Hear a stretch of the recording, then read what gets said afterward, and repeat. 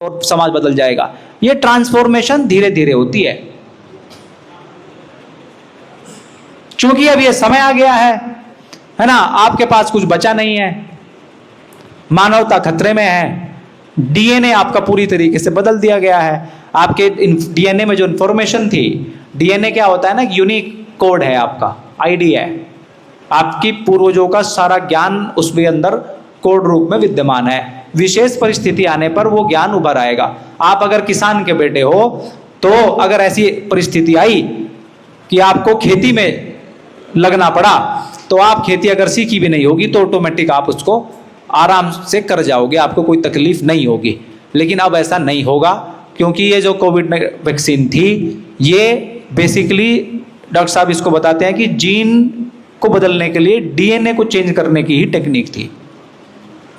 आपके डीएनए को बदल दिया गया है, पूरी दुनिया के डीएनए को बदल दिया गया है। तो जब आपका डीएनए नहीं रहा, तो अब आगे वो जो सिखाएंगे वो ही सीखोगे आप, इससे ज्यादा नहीं सीख पाओगे। और फिर जन्म से बच्चों को लग रहे हैं इंजेक्शन, और अब तो टैबलेट के माध्यम से, उसके माध्यम से स्किन केयर प्रोडक्ट्स में भी आपके डीएनए को चेंज करने की टेक्निक आ गई है। आप साबुन लगाओगे तो डीएनए बदल जाएगा आपका। इस तरीके का खेल चल रहा है। डीएनए बदलना इसलिए जरूरी है कि सारी इंफॉर्मेशन आपकी डिलीट हो जाए। आपके पास जो ज्ञान संग्रहित है पिछला, आपके पास से डिलीट हुआ। एआई 70% से ज्यादा काम का आज एआई कर रहा है, हमको जानकारी नहीं है। पूरी स्टॉक मार्केट को एआई चला रहा है, बैंकिंग सेक्टर को एआई चला रहा है, फ्लाइट्स का जो सिस्टम है उसको एआई ड्रिवन कर रहा है, आर्टिफिशियल इंटेलिजेंस जो है हॉस्पिटल्स को चला रहा है। आपके दिल्ली के कोर्ट के क्लर्क के काम को सारे को एआई कर, दिल्ली के कोर्ट्स को एआई कर रहा है, सारे एजुकेशन को एआई देख रहा है। सब कुछ आर्टिफिशियल इंटेलिजेंस कंट्रोल कर चुका है, ऑलरेडी कर चुका है वो। हम अनभिज्ञ हैं पूरी तरीके से, चैन की नींद सो रहे हैं। आप सोचोगे कि इससे क्या होगा?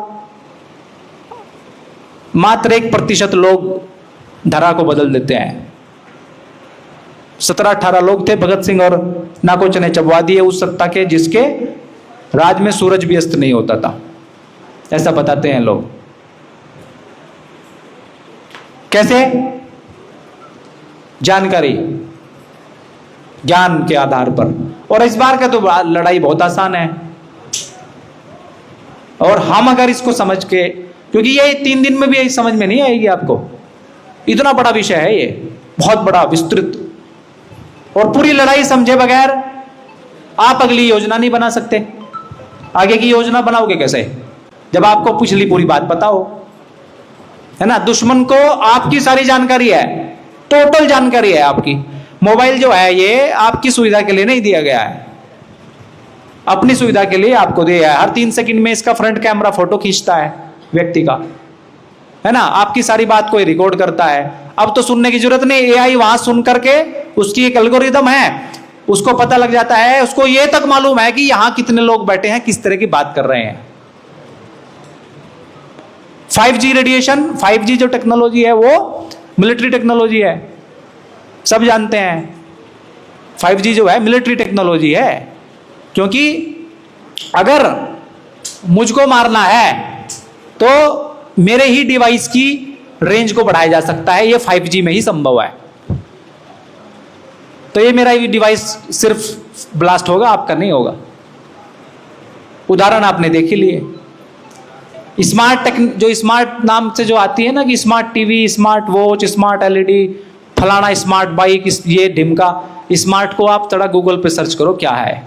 Self monitoring, research and applied technique, reporting technology,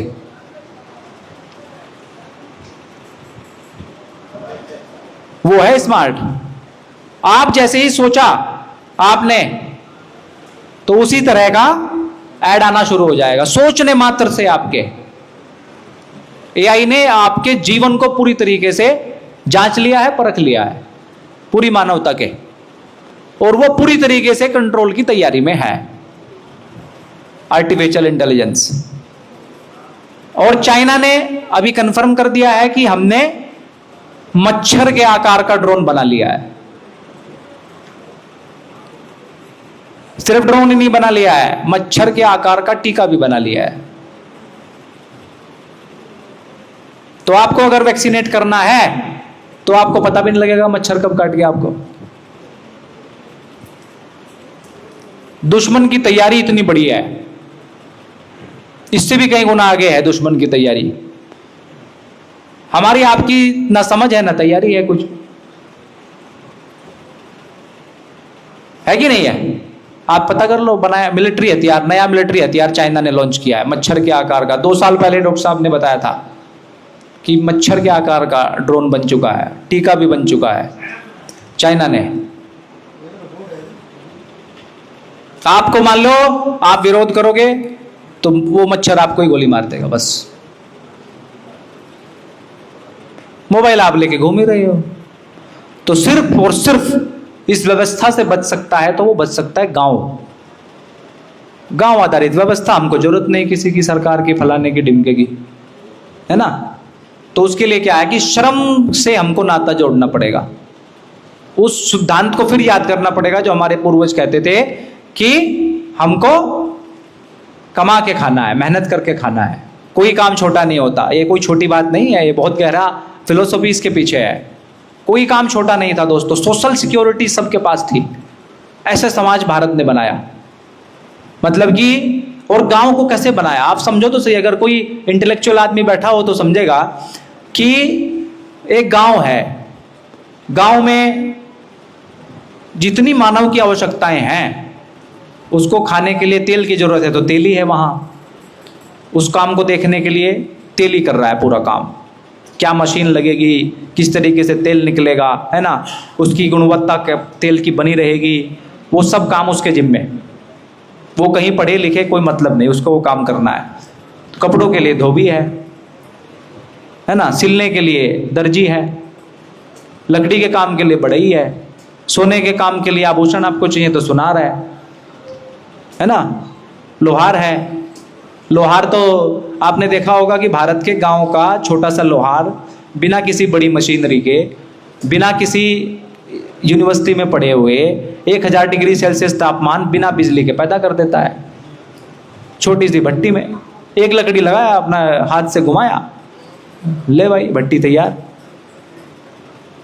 है ना। लोहार है आपके पास हथियार को बनाने के लिए, क्योंकि कृषि उपकरण आपको चाहिए खेती करने के लिए। खेती करने के लिए किसान है, वो उसका काम है। फिर उसके सहयोग करने के लिए हाली है जो हल को चलाने की विद्या को जानता हो। पशुओं को, भारत पशुओं का देश, पशु होते थे, दूध की नदियां बहती थी। कैसे बहती थी? क्योंकि पाली है वहां, पाली बोलते हैं उसको, जो पशु चराने का काम करता है, उसी का काम है। वो पशु पूरे गांव के पशु को ले जाएगा, चरा करके लाएगा। छोटा काम नहीं है वो इक्वली पार्टिसिपेंट है अर्थव्यवस्था में। उसका पूरा सम्मान है, उसको पूरी सिक्योरिटी है, पूरा गांव को उसकी जिम्मेदारी है। क्योंकि वो बढ़ई के भी ले जा रहा है, किसान के भी ले जा रहा है, वो जो है सुनार के, धुनकर के, बुनकर के, तेली के, धोबी के, मोची के, नाई के, है ना, लोहार के, सबके पशु को ले जा रहा है। तो उसको जीवन को चलाने के लिए जिन चीजों की आवश्यकता है वो वहां से उसको आ रही है। तो भारत ने ऐसी व्यवस्था को जन्म दिया जिसमें सोशल सिक्योरिटी हो। सोशल सिक्योरिटी, तो जब सोशल सिक्योरिटी आ जाएगी तो धर्म अपने आप घटित हो जाएगा। चोरी की जरूरत नहीं है आपको। क्यों जरूरत है? आपको सब मिल रहा है। लड़की की शादी की जरूरत है तो गांव आया, आप कर दी। लड़के की शादी में गांव इकट्ठा हुआ, कर दिया। क्योंकि कोई काम छोटा नहीं, बड़ा नहीं, कोई ऊंच नहीं, कोई नीच नहीं, जाति नहीं, बिरादरी नहीं। ये तो बाद में आए हैं दोस्तों, अंग्रेजों ने इसको इंट्रोड्यूस किया। मैंने बताया ना कि आप भारत के नागरिक हो कि नहीं हो, SC ST OBC तो अंग्रेज तय करके गए हैं, जनरल वगैरह, ये फंडा। तो ये भारत को आपको समझना पड़ेगा, और फिर उसके परिप्रेक्ष्य में आपको विश्व को समझना पड़ेगा। ये देखना पड़ेगा कि बायोडाइवर्सिटी भारत के पास है। भारत के हर गांव में 2000 से ज्यादा वस्तुएं पैदा हो सकती हैं। किसी गांव में चले जाओ, जम्मू से लेके केरल तक। तो गांव एक देश की तरह चल सकता है यहां। भाई आपके जीवन की जो जरूरतें हैं वो कंपनियां बना रही है ना आज। यही तो है। अब लोग पूछते हैं जी आप तो पीछे ले जाने की बात करते हो। मैं कहा कैसे भाई? बोला जी आप कहते हो ये गलत, ट्रेन गलत, फलाना गलत, मोटरसाइकिल गलत, कार गलत, हम कैसे चलेंगे? अब उसकी समझ ही नहीं है उतनी, तुझे चलने की जरूरत ही नहीं है भाई। जब गांव में ही पूरा देश है, सारी इंडस्ट्रीज जो मानव के लिए चाहिए वो सारी गांव में ही है। इंडस्ट्री तो है लोहार, मेटलर्जी की भाई। जो तेली है वो तेल की कंपनी तो है जो आज आपको अडानी दे रहा है ना। जो नमकीन बिस्किट ये वगैरह वगैरह बिक रहे हैं तो वो गांव में बन रहे हैं, अचार पापड़। अगर तो भाई कपड़ा जो है अगर वो धुनकर बुनकर बना रहा है गांव में, है ना, और वो सारी चीजों का रॉ मटेरियल गांव में पहले से उपलब्ध है, नमक को छोड़ करके। नमक के यहां पहाड़ है, वो सप्लाई हो जाता है।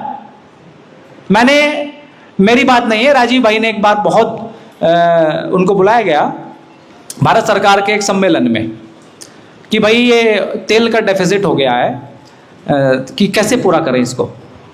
सभी विद्वानों ने अपने विचार रखे, सभी वैज्ञानिक थे वहां। तो राजीव भाई ने भी विचार रखे। तो राजीव भाई बोले कि भारत को तो 1 रुपए के तेल की जरूरत नहीं। तो लोग बोले आप कैसे कह सकते हो राजीव भाई? वो बोले कि आप ये बताओ भारत का ट्रांसपोर्ट होता कैसे था पहले? बोला जी पहले तो बैलगाड़ी पे, घोड़ा गाड़ी पे, इस पे होता था, तो अब क्यों नहीं कर सकते हम? बोले समय बहुत लगेगा। बोला पहली बार में ही तो लगेगा भाई। पहली बार में माल को इधर से उधर पहुंचाने में मान लो 5 दिन लग गए। एक बैल 20 किलोमीटर तक जा सकता है ना। 1 घंटे में तो आदमी चल सकता है 5 किलोमीटर। 20 किलोमीटर तक अगर बैल जा रहा है उसको लगे 3 घंटे। दूसरा बैल वहां से चेंज हो गया, वो आगे 20 किलोमीटर ले गया, फिर आगे हो गया, ऐसे ही। तो मान लो 5 दिन में सामान पहुंचा दिया जहां पहुंचाना था, चेन बन गई। बोले पहली बार में 5 दिन लगेंगे, फिर कोई दिक्कत ही नहीं है, फिर चेन बन जाएगी। तो भारत को 1 रुपए के तेल की जरूरत नहीं, किसी गाड़ी की जरूरत नहीं, ट्रेन की जरूरत नहीं। आप चलाओ ना हो तो चलाओ, नहीं तो बोले जी फिर इसके लिए तो गांव में जाना पड़ेगा। बोले हाँ। बोले फिर ये चकाचौंध से हम वंचित रह जाएंगे। तो आप तो बात कर रहे हो कि देश की पॉलिसी बदल दें, तो बोले पॉलिसी तो बदलनी पड़ेगी। मतलब कि ये उन लोगों को ऐसा लगता है जिसको समझ नहीं है। जब आप पूरी तरीके से सिस्टम को समझोगे तो आपको पता लगेगा कि आपको तो गांव से बाहर जाने की जरूरत नहीं है दोस्तों।